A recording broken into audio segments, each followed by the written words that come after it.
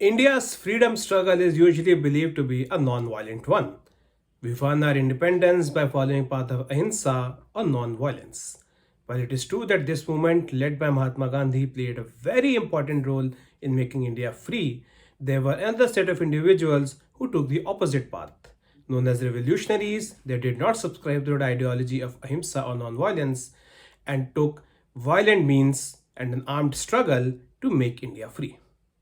While both these set of individuals together bought our independence, the role of the revolutionaries is typically sidelined in post-independent India and did not gain much prominence or as much prominence or importance as it deserved.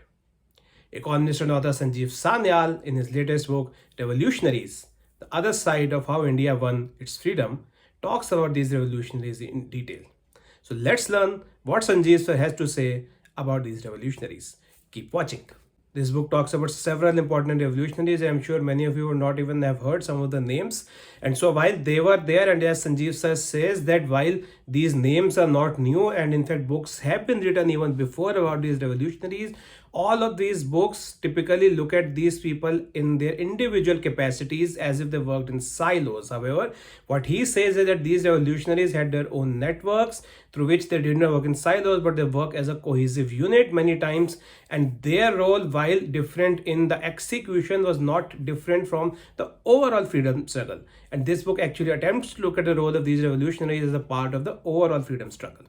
So this book starts with the event of 1857, the first war of independence, which was actually termed a mutiny by the Britishers, but as Veer Savarkar mentioned, is the first war of independence. And after about 40 years, 1897, it's with the assassination of a British plague commissioner, Walter Rand, by Chapekar brothers, that one can say that this revolutionary movement started taking place. So this is about those, as I said, those freedom fighters who resorted to armed struggle and violent means. And yes, in 1897, this murder marked, you can say, in a way, the official beginning of the activities of these freedom fighters.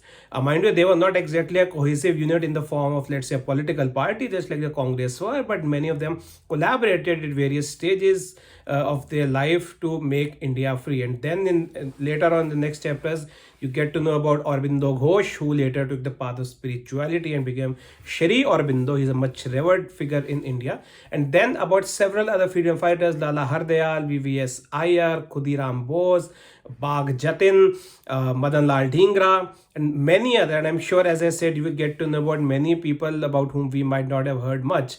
And mind you, they not only conducted several acts of violence or killing of British officers, many of them were actually hanged till death by the Britishers. So whenever we say that we bought our independence totally by non-violence or any such thing, well, you get to know that that's perhaps exactly not fully true, as too many people sacrifice their lives and unfortunately many of them forgotten in the annals of history. So it talks about these people and what all did they do. They will also tell it. This book also tells you about the role of akhadas or the local gymnasiums in the resistance. To the British authorities, and these akhadas went on to play an important role. These akhadas gave birth to things like Anushilan Samiti, which was formed by revolutionaries later on.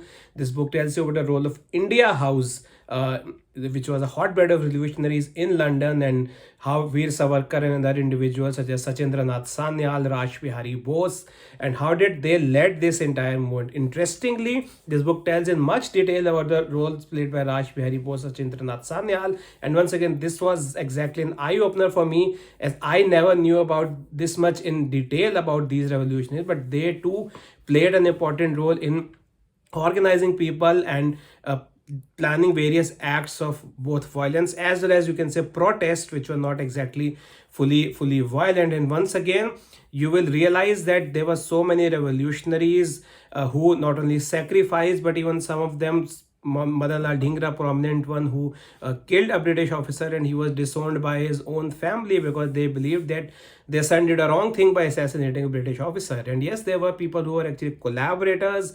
There were people, Indians, who believed that British rule is actually good for India. So you get to know all these things through this book. Another thing which you'll get to know in this book is that these revolutionaries were also inspired by the revolutions taking place in other countries, especially Ireland, because Ireland also fought for its independence from the British, and many of these revolutionaries actually took upon, actually got inspiration from these revolutionaries, Ireland as well as Italy, for example. Veer Savarkar was someone who read about the Italian struggle in detail, and this is how this movement, this activity went on. In later years, as we get to know, when Mahatma Gandhi started gaining prominence, you can say that these revolutionaries, they did not like became a abandoned unit, but yes, these revolutionaries role was somewhat lessened or did not gain that much prominence, because there were, now we had many more people actually fighting for independence. And the sad truth is that, as Sanjeev sir points out, many of these revolutionaries, while many of them died, many have died due to hunger, many have died due to they being hanged. Many of these revolutionaries, these set of individuals, did not get to see a free or independent India. He also talks about the role of the Gadar. The Gadar now was actually a magazine or a journal being published by the revolutionaries, and then it talks about the movements of by Sikhs in Canada. So you see, this was a very concerted effort, the effort of many individuals whose wings were spread far.